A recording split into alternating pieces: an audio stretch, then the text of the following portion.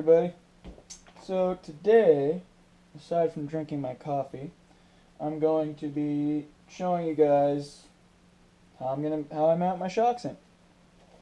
I've already gone and rebuilt my shocks, as you can see. So I'm also going to show you a couple little tips on how I rebuild my shocks. So yeah, and all this is sitting on my all-new Pro Mag Screw Catcher Cow RC pit mat. So, here we go. One thing I like to do, aside from having a nice piece of paper towel, now obviously I'm not going to use this because I've already done it, but nice clean piece of paper towel, you don't need that right away. Maybe even good old can of degreaser. Now, Cow RC, there are degreasers there. As far as I know, from everything I've watched, it's better than anything you can really buy. So it's probably worth the money to just go and buy that. But in my case, just go down to your local hardware store. You get WD-40 for like $4. So get a can of that. Whatever you need, any degreaser. It doesn't matter if it's them, WD-40, whatever. Just get degreaser so you can really get, because all up in the threads there, you can get lots of sand in there, right? You don't want to be constantly threading, because right now I don't have dual stage shocks on here, so you don't want to be threading the shock holder, shock cap, maybe we'll call it. You don't want to be having that in your going through, just being all nice and gritty. You kind of want it to be nice, and eventually the sand can create just really a bunch of scratches and whatnot in your metal. It can cause stripping and stuff like that. So it is a very good idea to always have clean threads. By another reason, or another way to have clean threads, another trick, after soaking and washing the outside off and even the shaft, get an old toothbrush and just scrape along and then give it a good wipe, and that'll make everything nice and clean. Now you could dip them, you could take them all apart and get them really nice and clean, but for me, my blind eyes, this blind guy, this is good. So works nice. So once that's done, what you're going to want to do is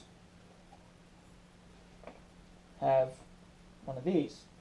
Now you can make up whatever you want. You can set up tires where a shock sits in the rim. I've seen lots of interesting setups. But if you've got the ability to get yourself one of these, you get that, and this would, actually I'll just take the shock apart for you. We'll do a little bit of a demonstration on this one. See, as you can see, got your own little spot. Keep your shocks there. Bring that down. And what you would do is, after filling it up to the right amount of oil you want in there, you would sit them in there. Obviously, when doing your shocks, you want this to be all the way up. You don't want it to be down there. Have it all the way up, compressed, so that way all the air bubbles get up. And if you do everything properly, you should have a proper rebound. So no matter what, your shock's going to want to come back down that little bit, and then eventually it's just going to, it's got heavyweight oil in there, and it'll go back to normal. So I'm hoping I did this tune left the right way. The first setup, I didn't do the right so well, and that was where perfect. Didn't do it so well, so my front end was a little wonky, needless to say. So once that's been done sitting in there, what you would then do is fit your spring on.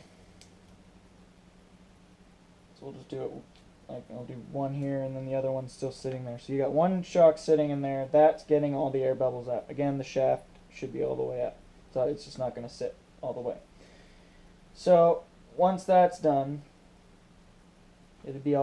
should be perfect. Caps on, got this threaded in. You get your shock, get it in there, I don't know why I do it that way. That's just the way I do it. And hold your spring. Grab your... Now obviously there was a little bit of a dirt mark right there. I didn't get all the dirt out of the little rubber bushing. But when you're an off-road guy, you'll never get all the dirt out. There's age-old dirt in all these rigs. Maybe not this one yet, 'cause it's only a few months old, but I'm sure my first SCX10, because I know it's still on the road, actually, or on the trail. I've seen it. It's got some age-old dirt in it. Probably some dirt from me. So, you know, you'll never get all the dirt out. So don't really worry about that. If you want to be crazy, take your shocks apart and do like a professional race, you know. If you're going to have competitions all the time, you probably would want to actually take your shocks apart all the time. It's probably a better idea to do that. But for me, I do it every once in a while. You know, every 5,000 miles, you do an oil change, shock change, you know. That's how I roll. So that's how you do that. Another trick, since I'm not doing it, and everything's kind of blah.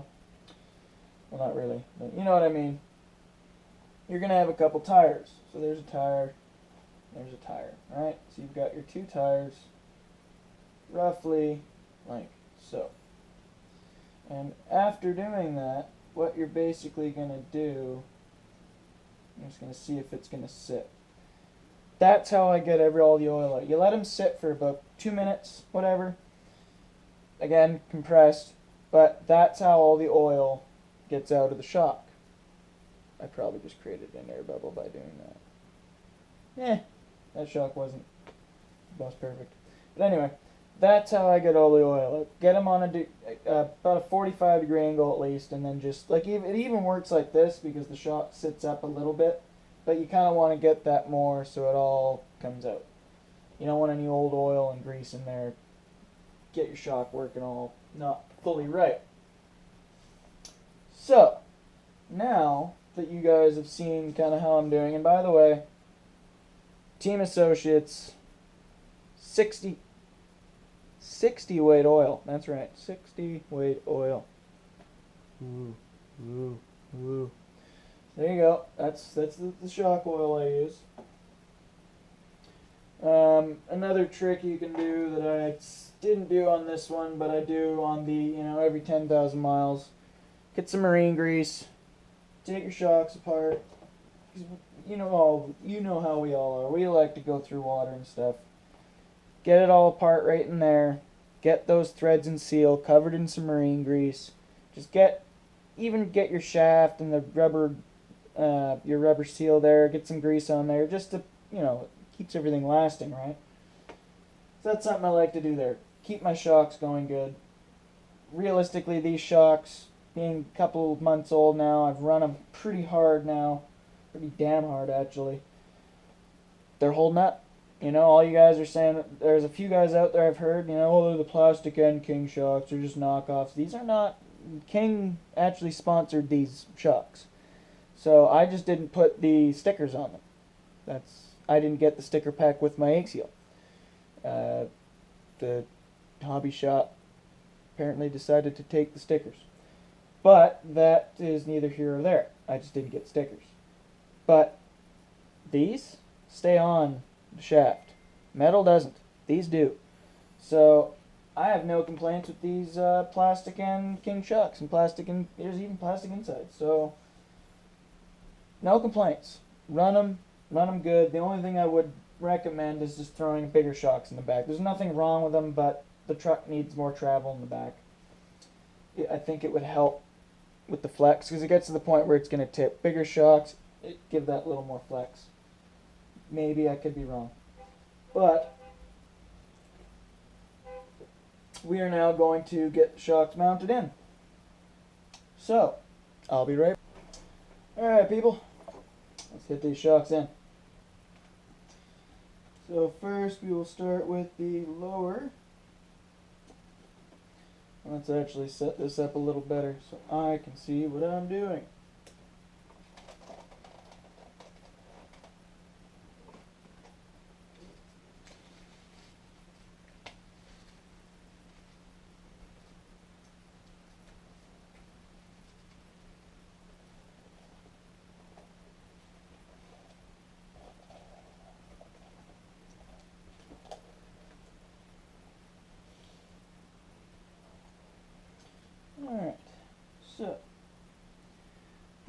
put them in the front slot here.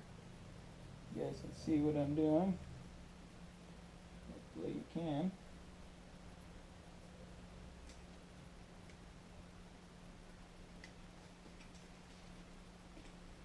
I'm going to flip the truck onto its side. Alright, so let's raise that up a little bit. Put that to there. There we go. So, this one, I like my shocks being right up top.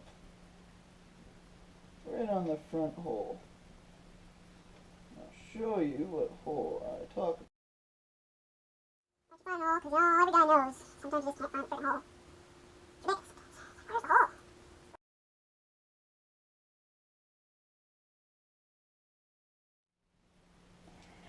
Again, don't over tighten it, just get it in there.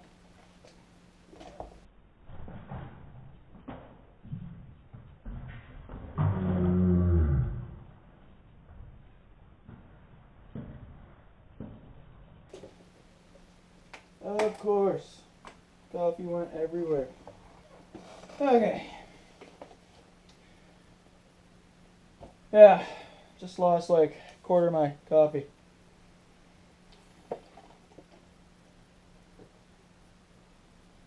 It's still good though.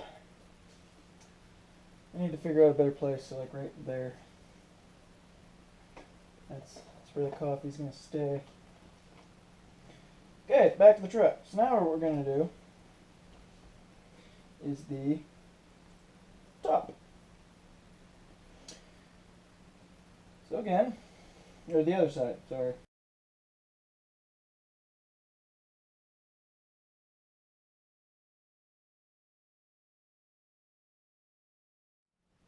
Okay. It's on. We're good. Sorry for the silence all of a sudden. So, that's how my shocks are set up in the front. Yeah, I'm realizing that's a really long screw, but for some reason this is all, it was stripped out, and oh, that's right, I didn't have a shorter one. So that's why that long one's in there. But it goes in. So, but just don't look at that, okay? Just don't look at this screw here. That's what I mean. So you've got right up front, and it moves far nicer to the bumps without moving. My issue was here, it was creating a lot of this kind of bumping, just pushing the front end of the truck up. So this way, the axle's taking it and then it jumps. It's actually, it's side to side, much nicer.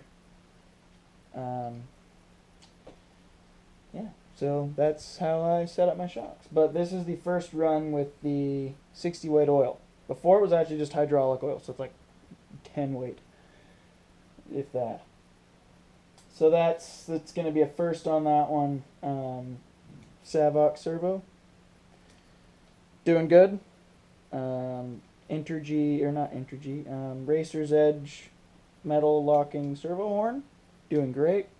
All off Amazon. The Glitch Buster somewhere up in here, wherever it is, it's hiding itself. It's doing a magnificent job. Yeah, I don't know where it is. It's hiding somewhere. But it's doing great. It's doing its job. So anyone that's going to be throwing digital servo on there, I know a couple of you have. Just look them up. Dirt cheap. They're like $6 on Amazon. So Racer's Edge, check them out. Good stuff. I like them. Definitely for when you got to stay budget, right? It's really nice to have budget stuff. That's durable stuff. So yeah. And the next video, the next on the bench video is going to have a new product that I'm going to be using. So not just the boom KLRC Pro Mag screw catcher pit mat. It'll be part for the truck. So yeah, that's really that.